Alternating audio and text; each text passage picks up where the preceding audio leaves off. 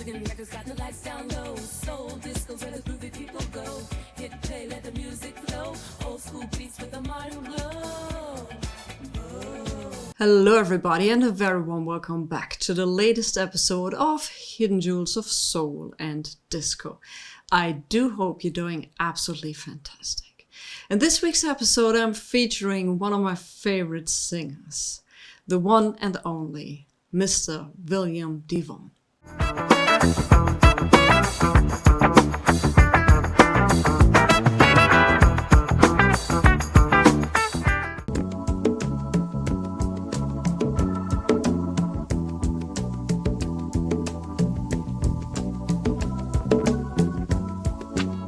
Diamond in the back, sunroof top. You know the line. But do you know the true story of the civil service drafting tech from Washington, D.C., who scrapped together $900 to cut a song that became a million seller and a soul anthem? This is William DeVaughn. Today we are unpacking how a Cadillac Don't Come Easy became Be Thankful for What You Got, and why so many people think it's a Curtis Mayfield song, and what happened next in William DeVaughn's career. William Edward DeVaughn Jr. was born on November the 28th in 1947 in Washington, D.C. He held a day job as a drafting technician and wrote songs on the side. He grew up in a family of singers and musicians. An older brother, Earl, even sang with Marvin Gaye before Marvin went to Motown. In D.C., William formed and performed with multiple singing and writing groups at cabarets, parties, and talent shows. He taught himself piano and a bit of guitar by watching other players. He had no formal lessons and plays largely by ear. Outside music, he spent nearly 50 years as a civil engineering technician, designing water mains, sware pipes, and hydrants. Well, actually, it starts within my family. My family was basically singers and somewhat musicians, and I really just grew up around music. And one of my older brothers, before he passed, he was singing with Marvin Gaye before he went to Motown. Yeah, his name was Earl. Well, eventually, I performed and started a lot of groups in the Washington, D.C. area. I've been with a variety of groups, singing groups. And we did like cabarets and parties and various shows, talent shows. And I just stuck with the music, and I learned to play the piano and a little bit of the guitar from just watching other people or musicians. But I never actually took music lessons anyway. I play by ear, basically, by what I hear. Close to 50 years as a civil engineering technician. So I designed water mains, sewer pipes, fire hydrants, and things of that nature. Yes, I was doing various shows and talent shows, singing and playing the guitar a little bit. I wouldn't consider a excellent guitarist, but I can play melodies to write lyrics to my songs that I write. William decided it was time to move beyond local gigs and notebooks of songs into re-recording. In the early 70s, he answered a Billboard magazine ad that was explicitly looking for talent. Sending a stack of originals, Be Thankful for What You Got was among them. After speaking with Philadelphia producer Frank Fioravanti, he was invited to bring material. The team especially liked Be Thankful and asked what he could raise towards cutting a single.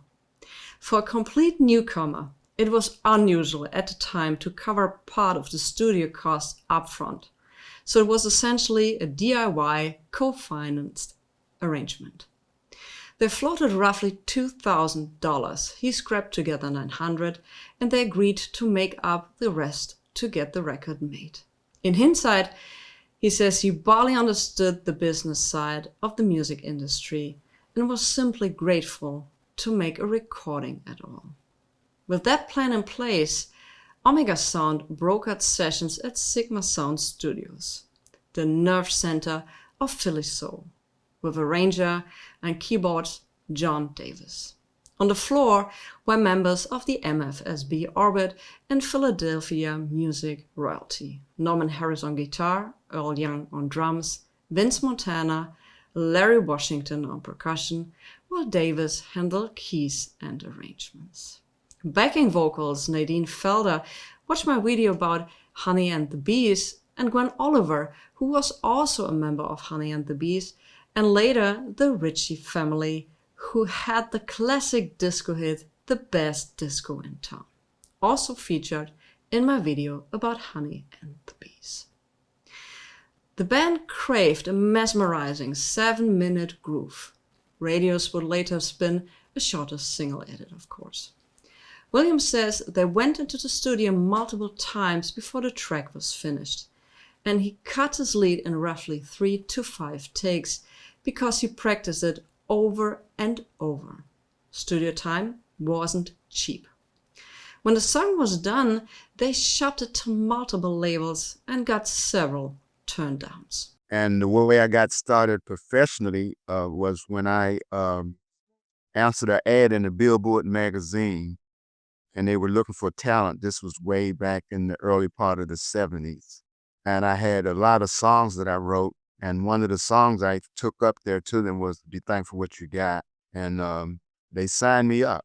What happened, they were looking for talent, and the Billboard magazine keeps track of a lot of things that's going on in the music as far as, record sales and what's on the chart. And I saw this ad, and I said, well, let me just take a chance and respond to this ad, because by that time I'd had a lot of songs I wrote. And so I eventually talked to someone up in Philadelphia. His name was Frank Fioravanti, and they invited me to come up and listen to some of the material I had. And at that point, they liked what they heard, particularly Thankful, and they wanted me to see how much money I could come back home and raise towards recording that one single. So I think they wanted something like $2,000. I think I raised $900, and they agreed to just go and do the single. They'll make up the other end of what was needed, monetary. I wasn't that much aware of the music business aspects. I was just really glad to be able to make a recording. I know better now, but back then I couldn't get the 2,000, but I was able to, get 900, and they agreed on that. We went up to the studio sometime after that, Omega Sound Studio. Well, that's where we at. And we went into the studio, recorded that song. And of course, we went to the studio a number of times. Well, I met them through Frank Fioravanti. He was the person that actually took me on with the company. And I just, met them through Frank and being in the studio, but I didn't know them personally. Based on my memory, I probably did 3 or 5 takes, and then it was, it was just a done deal. Because I've known it and kept practicing it over and over. But when we eventually finished the song and we shopped around the song to different major labels, we got turned down by, quite a few. First-time listeners often swear it's Curtis Mayfield singing this tune. The confusing is understandable. DeVaughn's high, airy tenor and the moral uplift echoes Mayfield's vibe, and the track's mellow groove sits near Chicago's soul aesthetics. Add decades of mislabeled uploads and casual playlists, and the myth is hardened. He even says at least one label passed on the master because they thought he sounded too much like Curtis Mayfield. But one label took us on, and one label turned us down because they were saying I was sounding too much like Curtis Mayfield. But eventually we got a deal, and when the song was released, it was almost like an overnight success. Producer Fioravanti placed the master with Roxbury Records, a Chelsea Records imprint. The single dropped in early 1974. Word of mouth carried beyond R&B stations. Sales surged towards the million mark and beyond. It hit number 1 on the R&B charts and number 4 on the Billboard Hot 100. William remembers hearing the first radio spin while he was at work. A co-worker recognized his voice immediately, and on one colleague jumped up, cheered, and ran down the aisle. He recalls that within days of release, word spread through his neighborhood, and the record felt like an overnight success. Yeah, I didn't expect it to sell that much. Though it was like things happened so quickly, and it took a lot of readjustment on my part to get prepared for it because I knew I'd have to go out, and perform. But when it was released, I had a lot of support from my family, the neighborhood, and close friends of mine. I got good response and support from them. I was at work when it first was released on the radio, and we could listen to music back during that time in our workplace. And it came on the radio, and my coworkers, they knew who it was, man. But I never forget one woman. She just jumped up, started running and hollering and stuff. That's weird. That's weird. That's DeVaughn on the radio. What the lyrics actually say. The message is radically affirming. Even if you don't have the status symbols, be grateful for what you do have. The Cadillac imagery, diamond in the back, gangster white walls, sunroof top, came straight from the cars he watched cruising his own neighborhood. He chose the title, Be Thankful for What You Got, so the core message, gratitude rather than status symbols, would stay front and center. Even though many people know the song by its hook line as Diamond in the Back. Observing the neighborhood I grew up in, because back during that time, a lot of the guys in the neighborhood, they had the Cadillac with that type of design. And that's how the idea of the Cadillac came about, looking at the car they was driving with the gangster white walls, the diamond in the back. But I wanted to keep a positive message to the overall song, that's why it was titled Be Thankful for What You Got. Even though now, some guys just want to call it Diamond in the Back. How was the album recorded? After its single momentum, the full album was cut at Sigma Sound Studios, with John Davis producing and arranging, and Frank Fioravanti as executive producer. Frank came back to Williams soon after the single's release to propose a full LP. William already had songs written and melodies worked out on guitar, so the turnaround was quick. The session expanded Williams' sound into a 9-track set that balanced reflective message songs and smooth mid-tempo grooves. On the LP, Be Thankful for What You Got, well, there appears the complete version in all its 7 minutes and 30 seconds glory. The rest of the album was recorded in follow-up sessions at Sigma later in 1974. While the single brand set the template, the LP was cut across multiple sessions with a rotating Sigma MFSB cast. So not every player appears on every track. Key personnel across the album include John Davis on organ, piano, sax, flute, and synthesizer. We have Jerry Cohen on piano and clavinet. Guitars by Norman Harris, Bobby Ali, and Pal Rex. Bass by Hugh MacDonald and Rusty Jackman. Drums by the legendary Earl Young and Al Price. Percussion by Larry Washington and Vince Montana on ribaphone. Don Ronaldo supervised strings and horns, and backing vocals came once again from Nadine Felder and Gwen Oliver. Engineering and mixing were handled by Joe Tarasier with Carl Paralo, and Doc Fern also credited. While Sigma was the hub, some work is also credited to Veritable Studios, with final mixing back at Sigma and mastering at Kendun. That was a common practice for Philly soul productions of the era.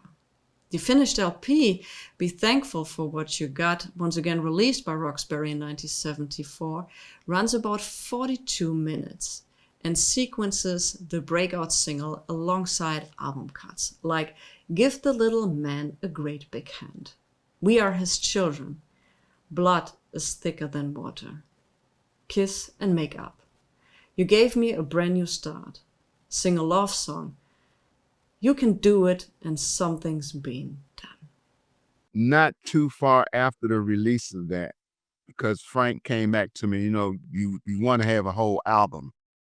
But it wasn't a long time span because I already had material I had written, and by me playing the guitar, I had melodies to both the songs. I mean, many of the songs that is on the Be Thankful album. And here it is in all of its 70s glory. William DeVaughn's Be Thankful for What You Got. If you want to have an original copy, it is between $20 to $75. Once again, depending on the condition. But there are many reissues out there.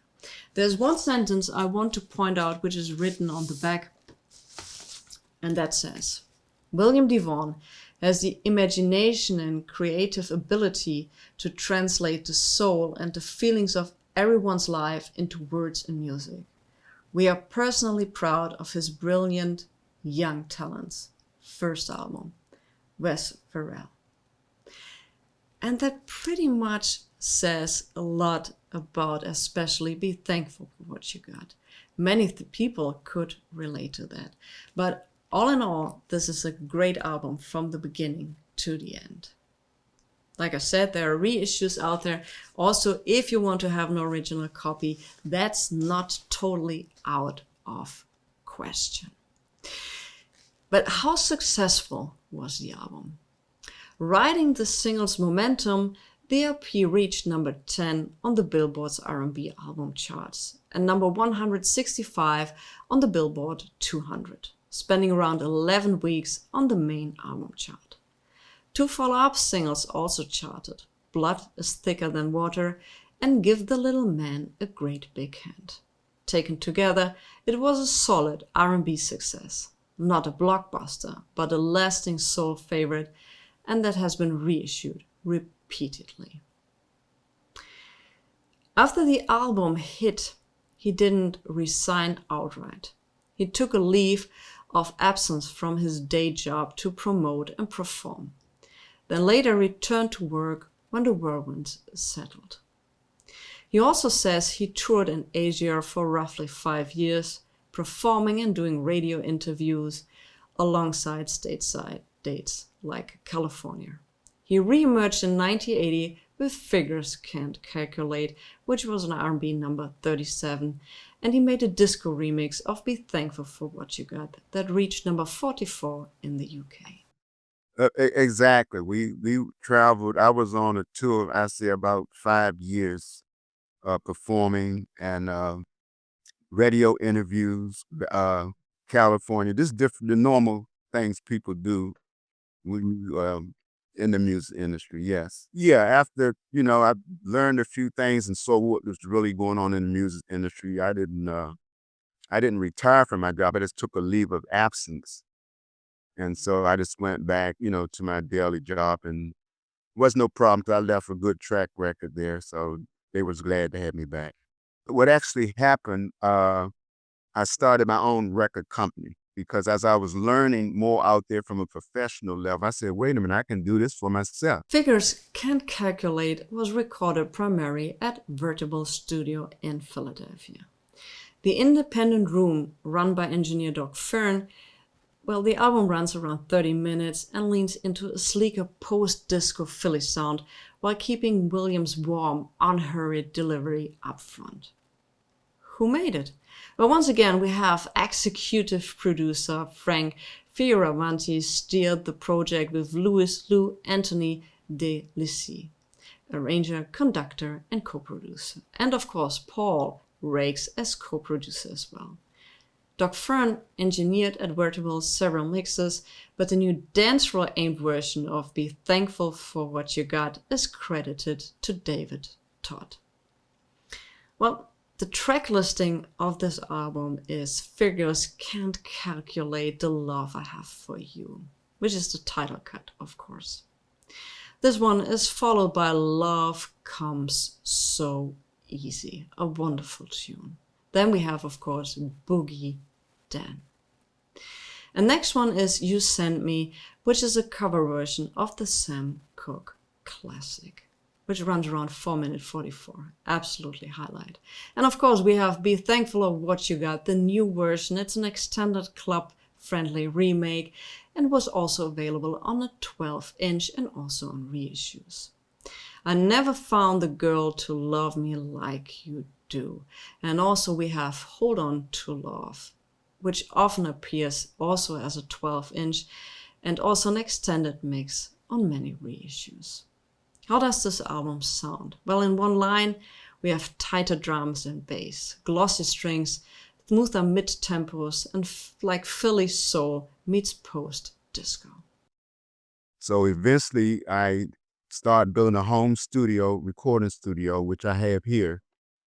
And then I got more into, as I do now, producing my own music. I work with different musicians here, do recordings here, and also make the soundtracks to some of the lyrics now because I can use the keyboard to create different instrumental sounds. Over time, producers and small labels issued unreleased William DeVaughn sides, reflecting ongoing interest in his catalog. Learning the business, he decided to go independent. He started his own record company, built a home studio, and began producing his own material with local musicians. He's programming parts on the keyboards and crafting full soundtracks. He went independent on his own imprint, Mighty Two Diamond Records. His 2008 album, Time Will Stand Still, came out on his own label, and he later issued the single New World Living in 21, which were both available on CD Baby. So that's what I'm doing, I'm producing. And I came back, that was with another company before I started my own company. I was in the process of starting my own company, record label. And the latest CD, the one 2008, that's the Time Will Stand Still. That's definitely on my label with some artists that I work along with. And that's still my label with the company, Mighty Two Diamond Records and Productions. And I have a new single out now. I guess you saw that one. It's titled New World Living. That's my latest. It was released in 2020. Yeah, that's my latest on the label, Mighty Two Diamond. Let's get back to Be Thankful for What You Got. The song's DNA is everywhere. It's been covered by artists across genres, sampled in hip-hop and tri-hop. William welcomes sampling as the song's writer. He just asks artists not to distort the original message for shock value or quick cash. I'm aware of the lot of samples that's out there. And the fact that when they do sample, because I wrote it, I maybe get paid for it, but I just tell them don't try to, mess up the real message. Because some of the rappers, they was giving me their version of how they wanted to sample, but I didn't want to tarnish the record like that just, for money, They can go to CD Baby for my new World Living single. They can check that out at CD Baby. I think you're familiar with that. The story is unlikely, and that's exactly why it's inspiring. A part-time musician self-funds a session, lands at Sigma Sound with A-list players, and ends up writing a song that people still hum 50 years later. Be Thankful for What You Got distills the ethic of classic soul: self-respect, dignity, community. That's why it endures. You can find William DeVaughn on Spotify and the usual platforms. Start with both versions of Be Thankful for What You Got from 1974 and 1980. Then dip into Figures Can't Calculate, Blood is Thicker Than Water, Hold On to Love, and New World Living. He is often labeled a one-hit wonder, but the point of that hit still lands. Gratitude over status. 50 years on, the message cuts through the noise just the same. And if you liked that episode, I also highly suggest that you check out the playlist appearing here, and I catch you on the next one. Have a great week.